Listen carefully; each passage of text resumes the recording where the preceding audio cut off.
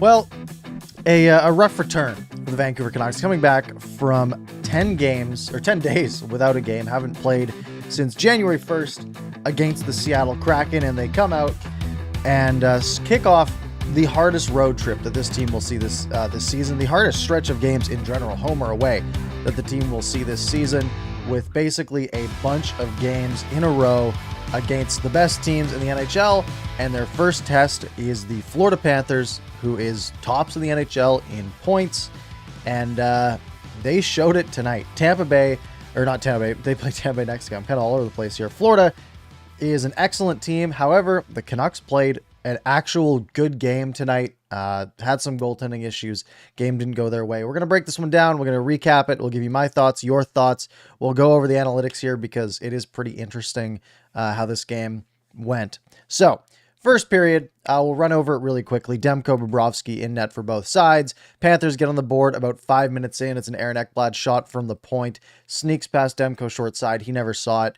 It was Tanner Pearson's guy at the point. I'd like Tanner Pearson to be a little closer. Ekblad had a lot of time. There's 4 guys able to get in front of the net. It's tough for a goalie in that scenario. So it's 1-0 for Florida. And then a minute later, they score again. It's another point shot. This time it's Radko Gudas.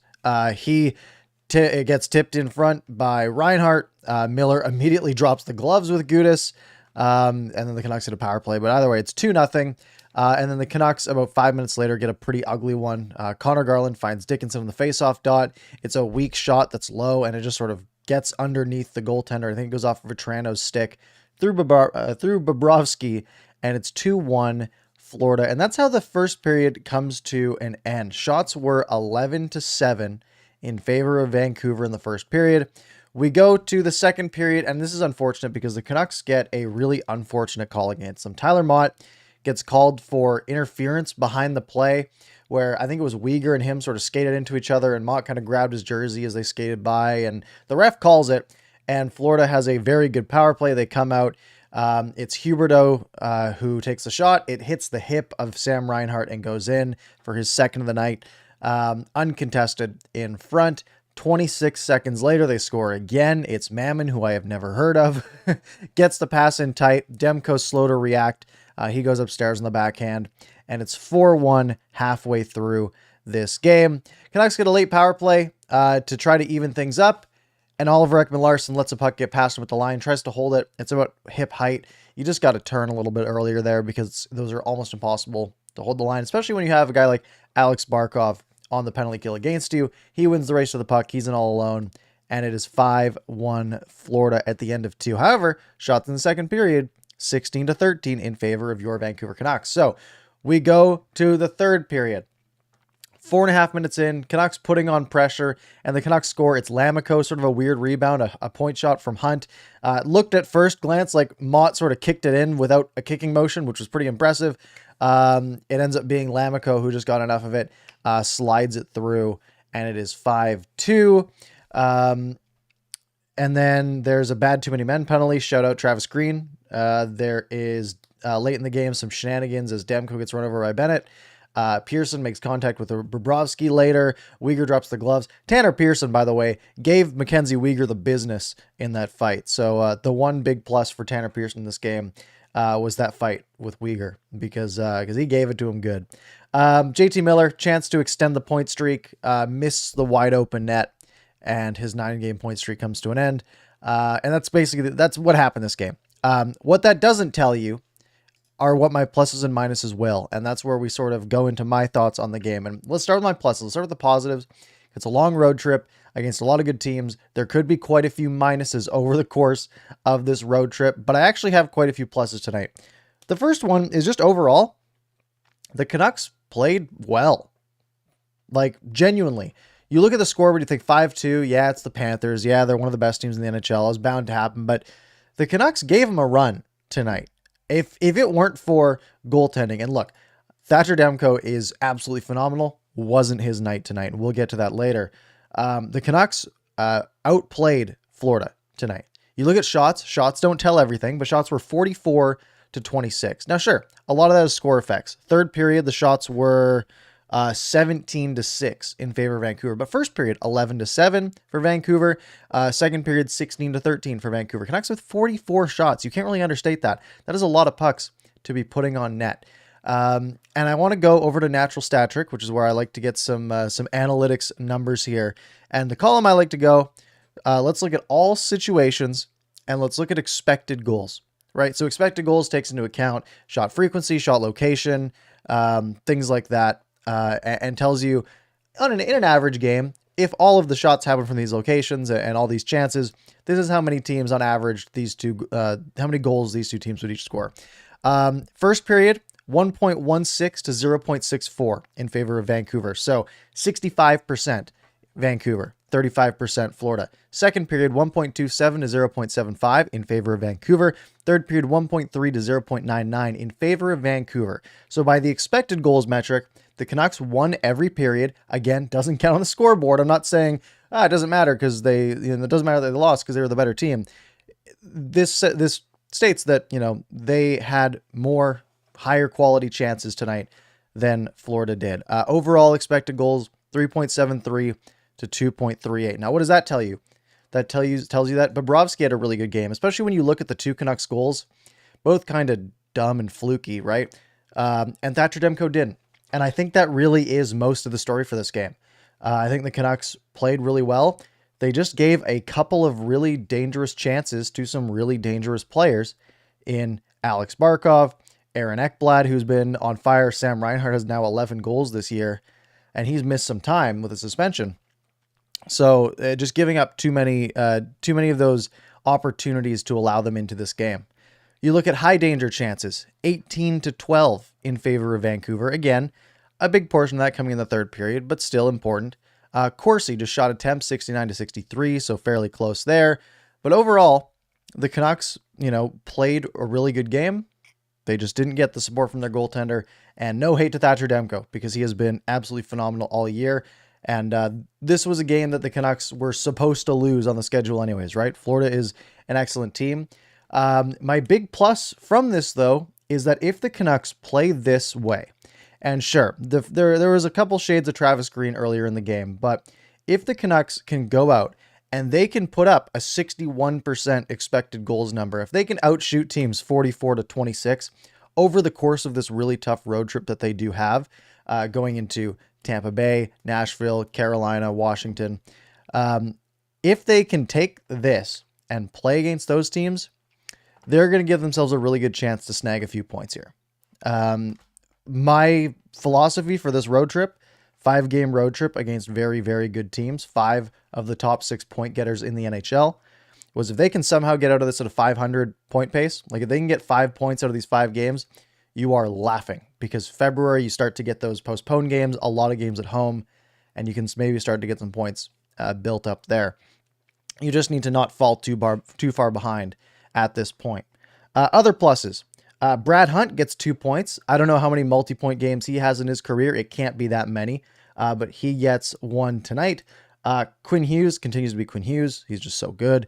And I thought Tyler Mott played really well tonight as well. The minus side. A rare egg from Thatcher Demko. And it happens. It happens to every single goalie. I mean, look at who Florida has in net. Sergei Bobrovsky, one of the best goalies of this generation, who was terrible. Not terrible, but not good for the last couple of years. And he's come back. He's been very good this year. And he was very, very good 3 to 6 years ago or so. Actually probably back to 8 years ago, right? He was a starting goalie in Sochi for Russia. So one bad night for Demko. And it sucks, right? For a goalie to have these weird sporadic differences in times between games, right? The Canucks didn't play for like 11 days, and then they go out, they have 3 quick ones, and they don't play again for 10 days. It's tough for a goalie to get in a rhythm, especially when you're playing as well as Demko did. And that's one thing that John Garrett was talking a lot about on the broadcast, saying, Thatcher, like it's really tough for a goaltender who's hot to continue to be hot when you have no games to play. Hopefully he's better on Thursday. Because I think Thatcher Demko, if Thatcher Demko's on his A game tonight, the Canucks have a really good chance to win this one, and they might get a couple more goals the other way, just because they're not as deflated from some of those ones. Other minuses, they allowed the counterattack to be too dangerous sometimes. Like I said, not a lot of time of possession in the Canucks zone for Florida. They only get 26 shots, but they made the most out of those, and the Canucks need to prevent that. The Pettersson, Pearson, and Höglander unit wasn't that good. I thought, once again, Tanner Pearson was kind of mediocre, except for that fight. That fight was great.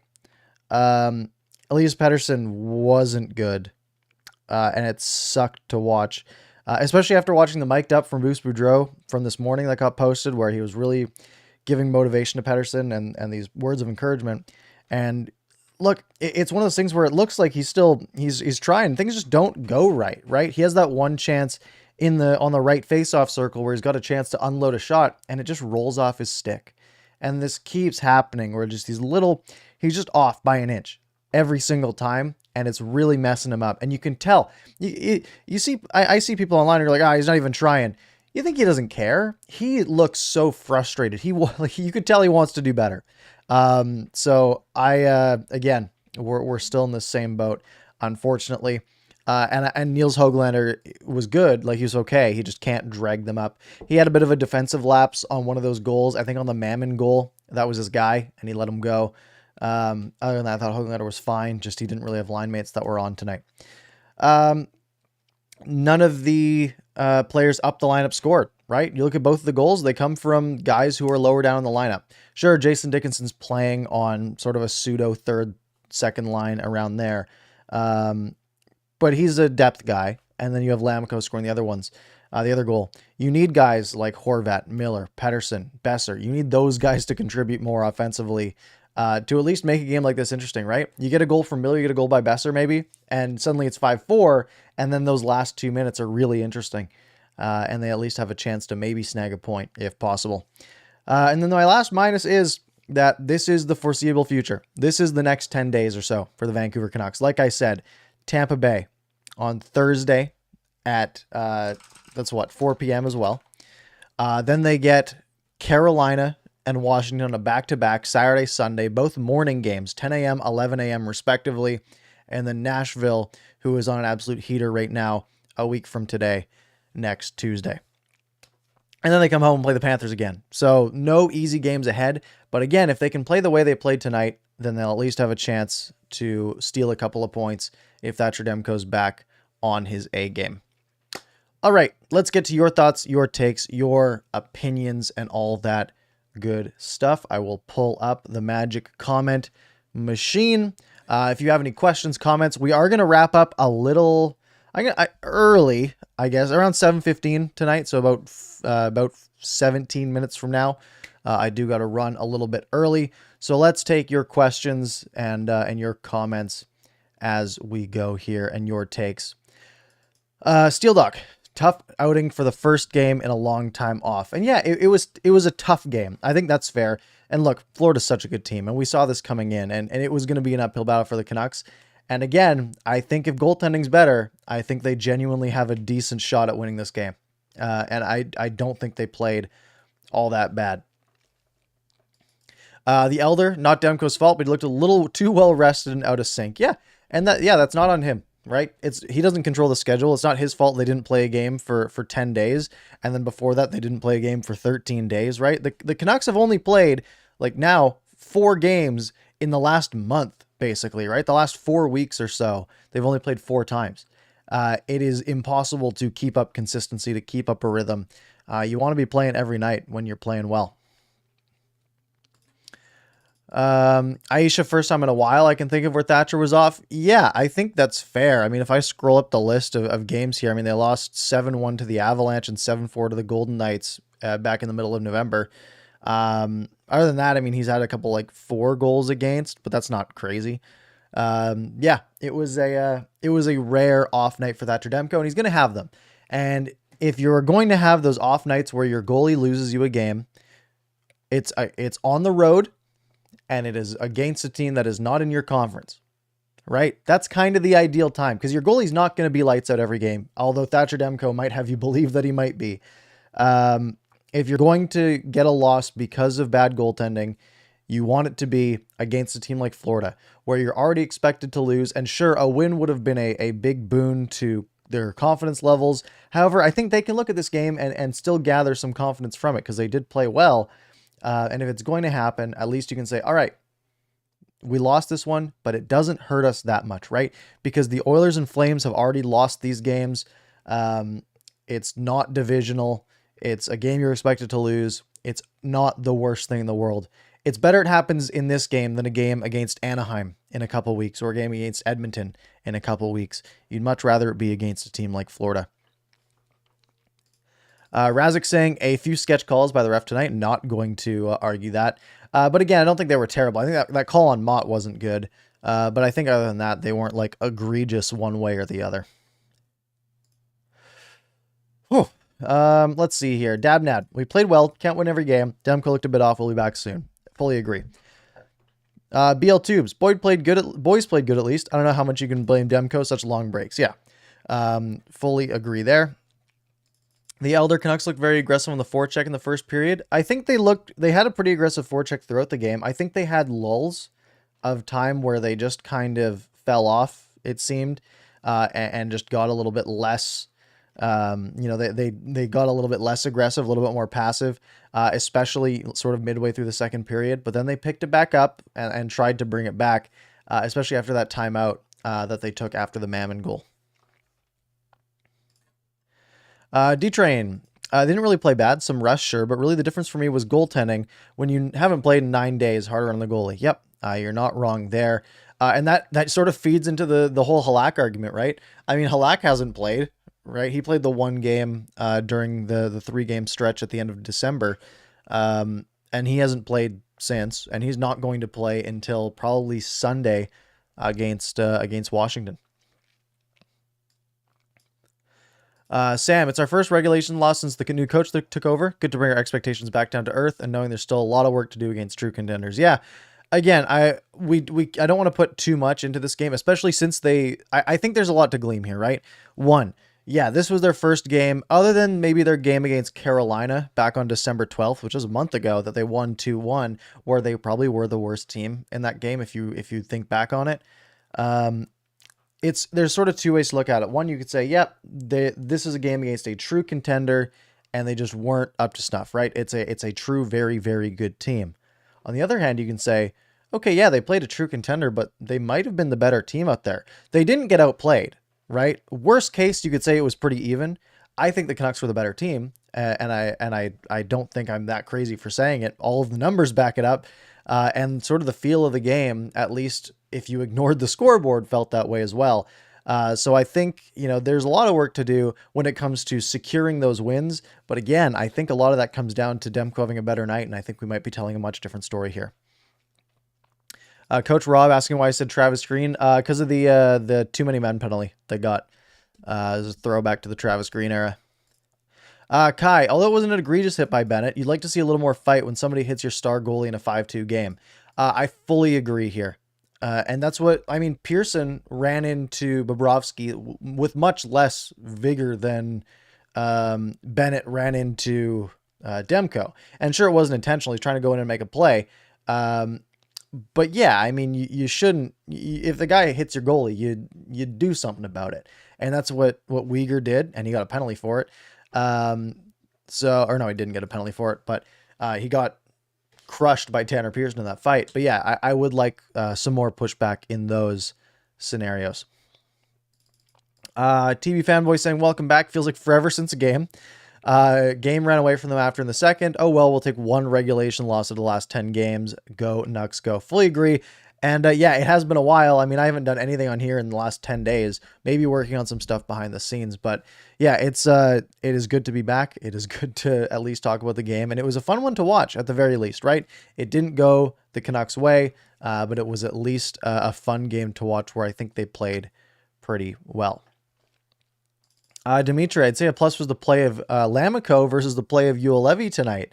That's a pretty good point. Yeah, I don't think Ulevi was terrible tonight. I think he looked like Ole Ulevi. Yeah, he's not that good, but I thought Lamico was fine. And he got rewarded with a goal, his second of the season. Yeah, I like that plus. It's a good one.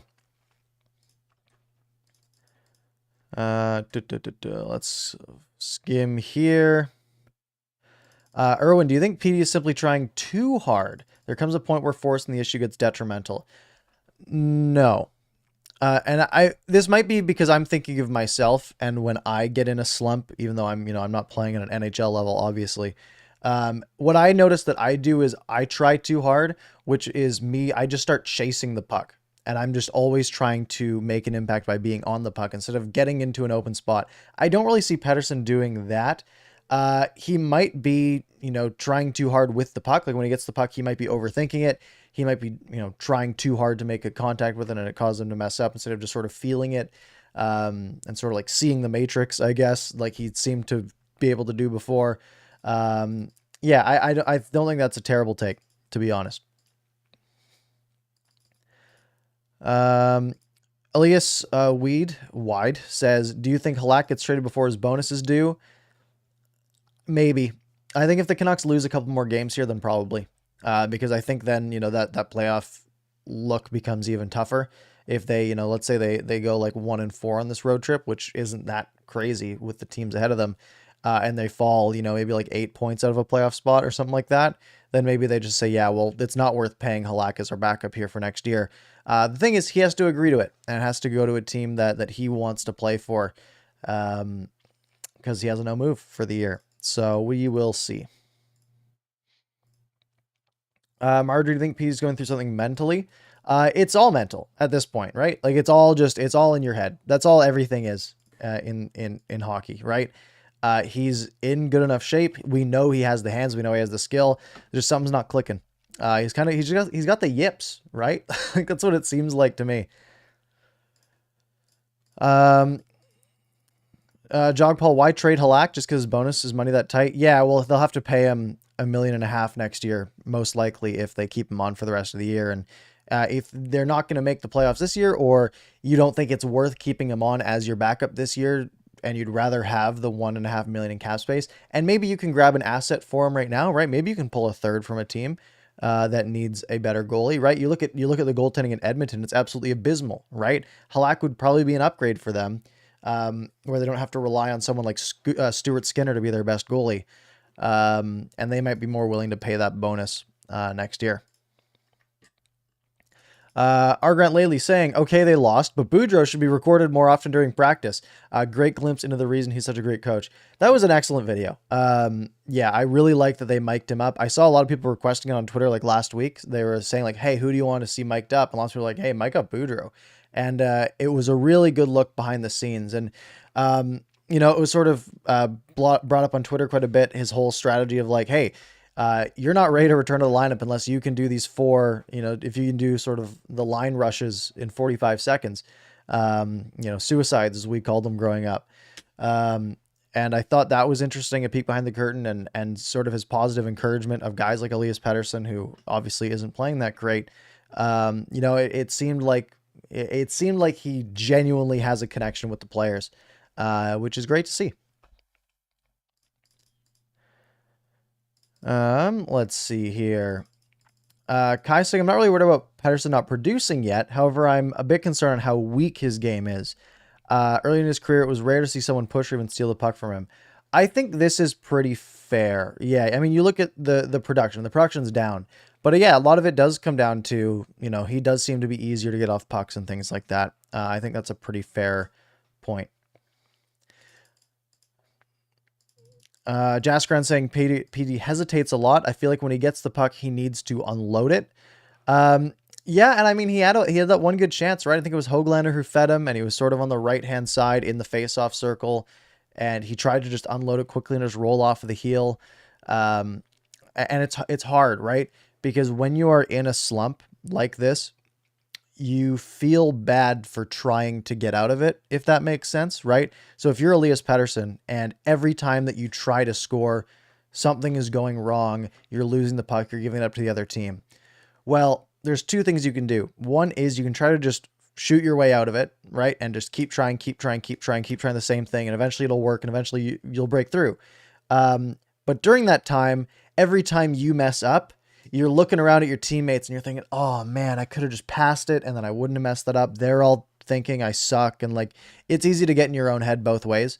So I can see why he's trying to, in some way sort of change his game to avoid making mistakes, if that makes sense. Shannon asking if they played Demko for all the away games.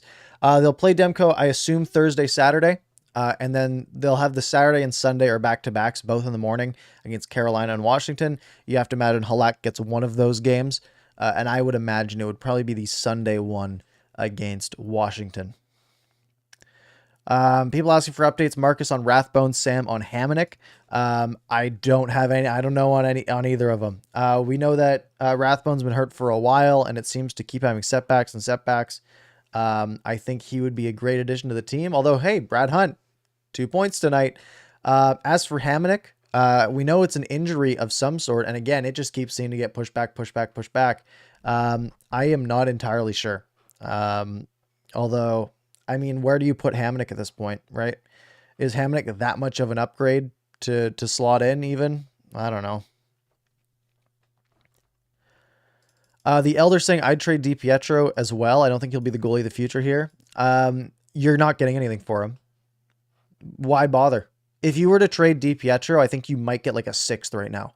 Goalies don't have a lot of value, especially goalies that haven't proven anything and goalies that are just not playing well, right? Like, what value does he have to an opposing team? Basically none. So I don't think that trading DiPietro is worth it at all. You keep him just for the long shot upside. Marjorie, do you think the Canucks will can bounce back and do well in the next couple of games? I think they can, and again, because I think they played well tonight. I think they played like the better team, and goaltending was the real problem. And the other problem was getting pucks into the net. Now, it's not going to be easier against Andrei Vasilevsky to score goals, right? But I think you're at the point where if they can play what they did tonight, they should be able to score 3, maybe 4 goals, and you have Thatcher Demko back there bailing you out, and shouldn't be allowing 5 like he did tonight. Jasker, do you see the lineups being the same Thursday? I don't. And I think it's because those higher up lines didn't produce, right? That Pettersson line did nothing tonight, and I think they're going to want to shake that up. I'd like to see them go back to like the Podkolzin and Miller Garland line. I thought that was really fun. Who else was it? It was Horvat with I am going crazy here and losing my mind. It was Horvat with Dickinson and Garland. That line played okay. I mean, they scored, but other than that, they weren't doing much. And the Podkolzin and Miller Besser line, I mean, Miller continues to be good, but I think just together they didn't work very good. So I'd like to see a shuffle, right? At this point, I don't think that any of them were really like showing high danger of producing, even though the Canucks might have been the better team. They didn't produce, and I think they need to score goals if they want to win games. Roadster, can we give a start to John Pond from the best hockey name on the team? Yeah, Roadster was clearly there for Canucks After Dark last night, where we discussed that. I was curious because Thomas Drance tweeted the lines. Juho Lammikko's name, it had a little translate button next to it, and I was like, oh, what does this do? And it translated it to pond. And so I looked up what Juho means, like what the translation from Finnish to English is, and Juho is basically their version of John. So his name is basically John Pond, which is an awesome, awesome name. Okay. Let's see here. Jaskran saying Demko should start Sunday. He needs to stop Ovechkin. I think he also needs to stop Sebastian Aho and Andrei Svechnikov and all those guys as well. Right? The Hurricanes have some weapons too. And I think they usually will stick with the starter in the first of the back-to-backs to sort of seem to be their strategy thus far. Marcus saying, fingers crossed it's Brian Elliott in net for Tampa. I don't know. Canucks get killed by backup goalies. I don't think they have any reason to, right? I mean, they had Vasilevsky in tonight against Buffalo, and he faced 18 shots. Vasilevsky played tonight, faced 18 shots. I think he's okay to play on Thursday. I don't think he's going to be tired. as the Lightning beat the Sabres 6-1 tonight. R. Grant saying that Rutherford's trade decisions will be determined on this road trip, in your opinion? Very well could be. Marjorie, has the Canucks offense improved significantly with Bruce being the coach? I think so. Yeah, and I think just overall they've gotten a more aggressive style, and I think it's just helped them a lot overall. Razik saying, where can we catch the Canucks After Dark show? It's linked in the description. It's youtube.com/Canucks After Dark. It's a separate YouTube channel. Also on your favorite podcast platforms, you just type Canucks After Dark. It's every Monday at 10 p.m. Pacific time, live over there. And with that, we're going to wrap up, because you can find this as well on your favorite podcast platform. Just search Parker's Pucks. It'll be there. It's also linked in the description. If you enjoyed the show, hit the like button. Make sure you're subscribed if you haven't already. We'll be doing this again Thursday, Saturday, Sunday, Tuesday, after every single Canucks game. The Saturday one will be a little late because it's such an early game. But anyway, that's all from me. I'm going to see if I can turn off the stream without breaking anything. So have a good night, everyone, and I will see you on Thursday.